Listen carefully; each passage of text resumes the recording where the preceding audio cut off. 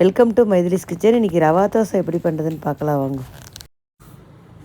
ரவா தோசை பண்ணலாம், எப்படி பண்ணுறதுன்னு பார்க்கலாம் வாங்க.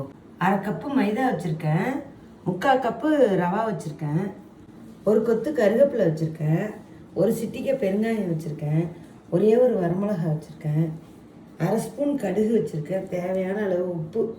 இப்போ எப்படி பண்ணுறதுன்னு பார்க்கலாம் வாங்க. மைதா போடுறேன் இப்போ நான். எனக்கு தேவையான அளவு நான் போட்டிருக்கேன். மனுஷாக இருந்தால் இன்னும் கொஞ்சம் கூட்டிக்கலாம், தப்பே கிடையாது. உப்பு போடுறேன், தண்ணி ஊற்றுறேன். ஒரு 5 நிமிஷம் ஊறுறதுக்குள்ள நம்ம இதை தாளிச்சிடலாம். ரொம்ப நல்லா இருக்குது, ஜோராக இருக்குது. பண்ணி பாருங்கள், ஹோட்டல் ரவா தோசை மாதிரி இருக்கும். பண்ணி பாருங்கள், சூப்பராக இருக்கும். பாருங்கள், கட்டி இல்லாமல் நல்லா கரைச்சின்ட்டேன். நீங்கள் மைதா யூஸ் பண்ண மாட்டேன்னு சொன்னால் நீங்கள் இது இப்போ அரிசி மாவு போட்டுக்கலாம். 1 ஸ்பூன் அரிசி மாவு போடுறேன். இதை நல்லா கரைச்சிக்கலாம். நம்ம எண்ணெய் ஊற்றிருக்கேன், 1 ஸ்பூன் தாளிக்கலாம். எண்ணெய் காயட்டும்.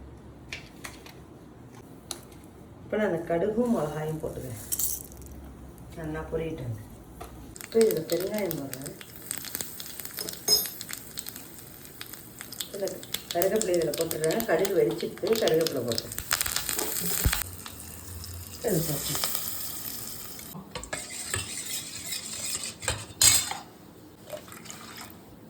இது எந்த அளவுக்கு இது பாருங்கள், தண்ணியாக இருக்கணும். அப்போ தான் உங்களுக்கு நல்லா இருக்கும். ஒரு 5 நிமிஷம் இது ஊறட்டும். ஊறினோன்னா நம்ம பார்க்குறத பார்க்கலாம். ஊறிடுத்து. இப்போ நம்ம பாருங்கள், நல்லா ஊறிடுத்து. தண்ணி இன்னும் கூட நம்ம விட்டுக்கலாம். நல்லா இருக்கு பாருங்கள். அடுப்பு பற்ற வச்சுக்கலாம். கல் வச்சு பற்ற வச்சுட்டு சூடு நல்லா சூடு ஏறட்டும் கல்.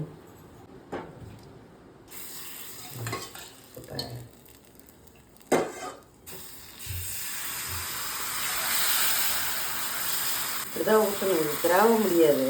இப்படியே ஊற்றிக்கணும்.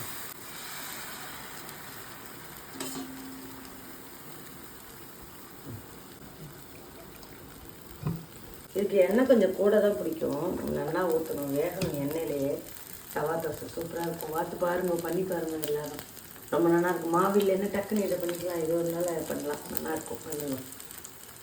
இது ஒரு சிம்பிள் ரெசிபி தான், ஆனால் ரொம்ப நல்லா இருக்கும். பண்ணி பாருங்கள். இதிலே வந்து ரவாவை கட் பண்ணிவிட்டு நம்ம வந்து மைதாவும் கோதுமையும் போட்டு தோசை வாக்கலாம். சூப்பராக இருக்கும். அது பட்டு பட்டாக வரும் கோதுமை தோசை. அப்புறம் இல்லைன்னா ராகி போட்டுக்கலாம். மைதாவும் ராகியும் போட்டு வாக்கலாம். அது ரொம்ப நல்லாயிருக்கும், உடம்புக்கு ரொம்ப நல்லது. வெங்காயம் போட்டு வாக்கலாம், சூப்பராக இருக்கும். அதில் இதுலேயுமே நம்ம வெங்காயம் போடலாம், நான் போட மாட்டேன். இதில் இந்த மாதிரி பண்ணி பாருங்கள், ரொம்ப நல்லாயிருக்கும். பாருங்கள், நல்லா வெந்து மேலே எழும்பியே வந்துடும் உங்களுக்கு. நீங்கள் சிரமப்படவே வேண்டாம், சூப்பராக வரும். பாருங்கள், வெந்திருக்கு. இந்த பக்கம் வந்துட்டு இந்த பக்கம் வேணும். கொஞ்சம் வெண்ணெய் போடல, பிஞ்சிடும். இருக்கிறா பார்த்து தான் பொறுமையாக பண்ணணும் தோசை. சிம்பிள் ரெசிபி தான்.